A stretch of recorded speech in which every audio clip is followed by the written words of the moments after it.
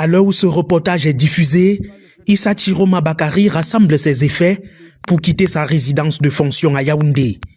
Fatigué de supporter un système qui dit n'avoir rien apporté aux Camerounais, il a finalement démissionné de ses fonctions de ministre de l'Emploi et de la Formation professionnelle ce mardi 24 juin 2025. Une démission prévisible au vu des dernières déclarations à Garoua. Lors d'un meeting, le président du Front pour le Salut National du Cameroun, FSNC, appelait à une véritable prise de conscience. Reçu dans la foulée par l'ambassadeur de France au Cameroun, l'ancien ministre de la Communication a concrétisé sa volonté de rompre avec l'ordre de Yaoundé.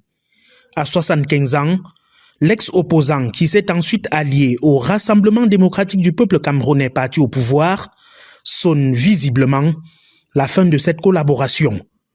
Un poids lourd de la politique à Garoua et dans le Septentrion. Voilà qui donne des sueurs froides au gouvernement et au régime de Paul Biya à 4 mois de l'élection présidentielle. Sa démission porte à 5 le nombre de postes vacants dans le gouvernement Diongouté. Issa Chiroma Bakari, présenté comme une personnalité fidèle à ses engagements, quitte ainsi le navire et rejoint le cercle très fermé des membres du gouvernement ayant démissionné de leurs fonctions.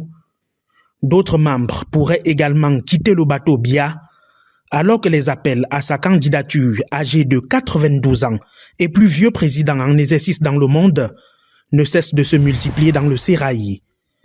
Le contexte de la démission de Issa Chiroma Bakari est différent. Avoir le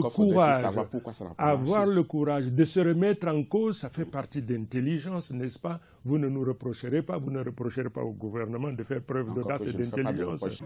Les amis, vous avez bien écouté cette analyse.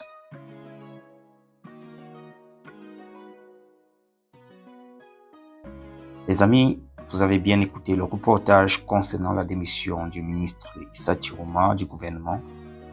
Le ministre était il y a de cela quelques jours du côté de Garoua, je crois bien, où il a eu à rencontrer sa base militante et là, on sentait déjà que quelque chose se préparait dans le background. Maintenant, il a eu à démissionner. Ça nous fait déjà avoir une idée de ce que sera cette année électorale, parce que il faudrait le rappeler, cela se passe quelques mois juste avant les élections présidentielles de 2025. On se demande comment ça va se passer maintenant, quelle sera la suite qui va suivre maintenant, puisqu'il y a d'autres rumeurs qui nous feront penser que d'autres ministres pourront également faire de même, des trucs comme ça. Bref, j'ai voulu partager cette capsule avec vous, question de vous faire vivre aussi les actualités politiques au sein de nos différentes nations. Retrouvons-nous dans la prochaine publication, dans le prochain tour de partage, et d'ici à là, portez-vous bien. Ciao.